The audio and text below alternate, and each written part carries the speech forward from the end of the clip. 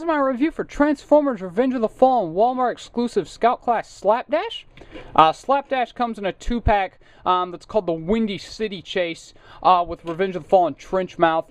I know I said in one of my reviews, I can't remember which one specifically, that I was never going to review this guy because I didn't think I would like him. But I saw the 2-pack on clearance, and I thought I'd pick it up simply for the Trenchmouth figure. But I ended up really liking this guy. I really like him. I definitely like him a lot better than Trenchmouth, and I definitely like him better than the Revenge of the Fallen Nightbeat figure, of which this is a repaint of. I just really like this guy. I highly recommend him. I'll get that right out of the way. I think he's a really nice little figure.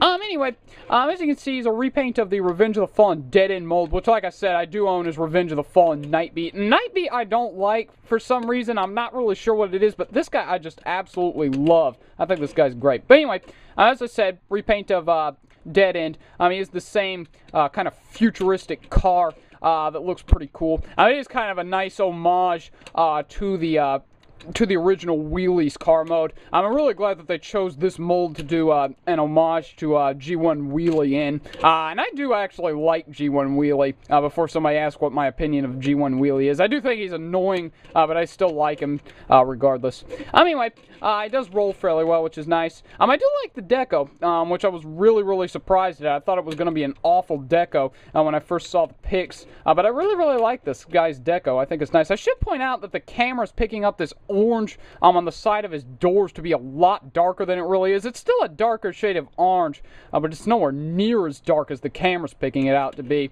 I'm not really sure what's up with that, but it is a lighter shade of orange. It's still darker, but it is a lighter shade of orange. I'm not really a big fan of what they did with the Autobot symbol right here. I like the idea. I honestly do, but I just don't think that they executed it very well. I think it looks kind of odd, but that's just a personal gripe there. I do really like what they did with the hubcaps. I think this is a very nicely detailed molded hubcap.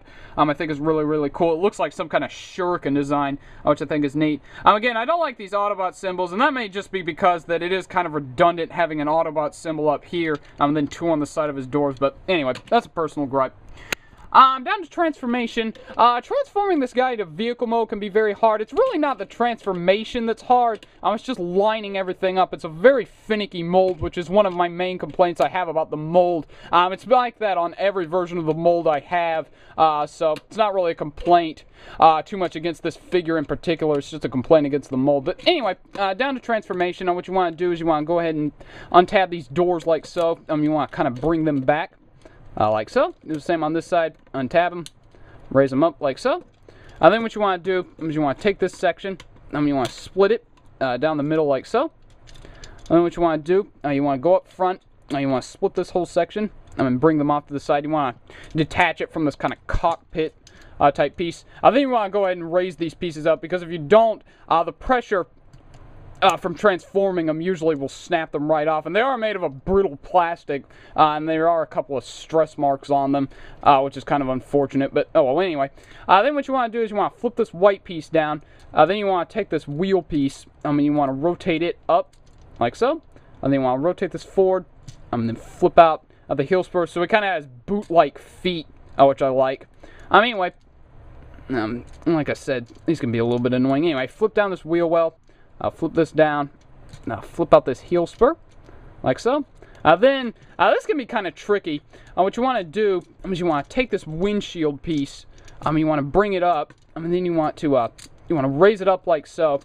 Then what you want to do, this can be a little bit tricky on occasion.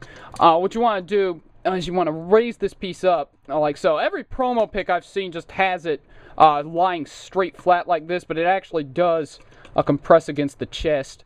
Like I said, it can be very difficult because it is on a very tight hinge joint. But if you work at it, it will come up eventually.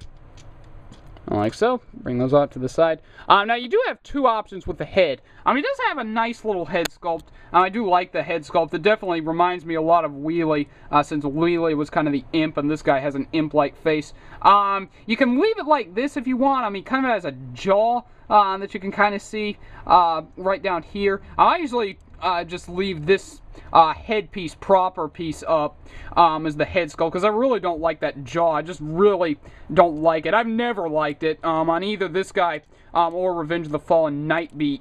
I usually just leave that jaw piece down because I think it looks really, really ugly. But anyway, that's how I display him. With his head sculpt. There are a couple options, but that's just the way I like to do it, and that's the way I'm going to display it in this review. And there you have Slapdash in robot mode. Now, like I said in my collection update video, I think he works fairly well as a stand-in for a Classics Wheelie. I do plan to get Universe Wheelie in at some point, but I think for now this guy makes a fairly nice stand-in for Classics Wheelie, which is really nice. Anyway, for posability, he's kind of limited. His head does go up and down, as I showed, just due to transformation. And sadly, just due to transformation, it doesn't rotate whatsoever. It just goes up and down, which is a real shame. I really, really would have liked it if they had added at least a cut joint so he could rotate his head left and right. But, oh, what are you going to do? He does have a hinge here just due to transformation, which can be used for some poses. He does have ball-jointed shoulders, ball-jointed elbows, ball-jointed wrists. These wrists do like to pop out on occasion, so I would tighten them with super glue if they pop out frequently. No waist swivel, which is a bit of a shame. I would have liked to have seen a waist swivel on this guy. He does have ball-jointed hips. It looks like he has a thigh swivel, but actually he does have a thigh swivel. I thought he didn't. Oh, anyway, he does have a thigh swivel, which is nice.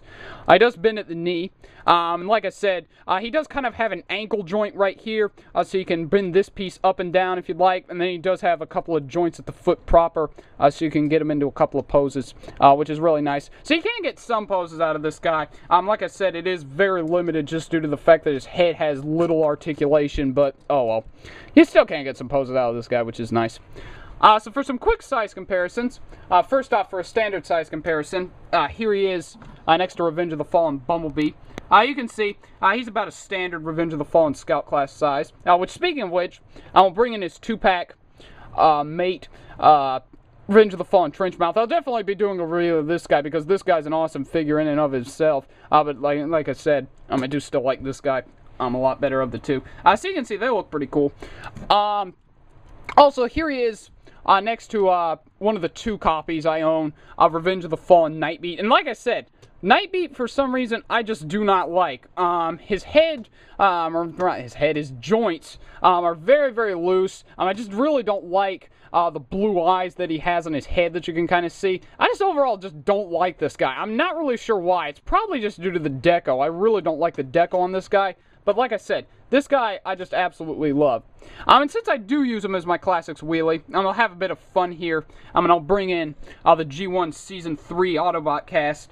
First off, here he is next to Hot Rod. So he looks pretty cool next to Hot Rod. Here he is with RC, like so. Looks pretty nice. Here he is next to Target exclusive Springer. It looks pretty cool. And here he is with Generations Blur. So you can see, I've got almost the entire team assembled. All I need now is Generations Cup and some version of Ultra Magnus. I'm really, really hoping that when Generations comes back, hopefully after the 3rd line, movie line, they'll get to work making us an official Ultra Magnus figure that looks like his G1 self, because that is something that they have yet to do. So I'm really hoping that they make a legit non-third-party Ultra Magnus, which I think would be absolutely awesome. But yeah, overall, I highly, highly recommend this guy, and I really still cannot believe I'm saying this. At first thought I was going to hate him, but now I absolutely love this figure. I definitely recommend you pick it up. And if you can only pick up one of the 2-pack, I recommend this guy. And again, I'm still really, really surprised at that because I thought I was going to hate him, so go figure. Anyway, so there you go, my look at Transformers Revenge of the Fallen Walmart exclusive Scout Class Slapdash. Thanks for watching, and please subscribe.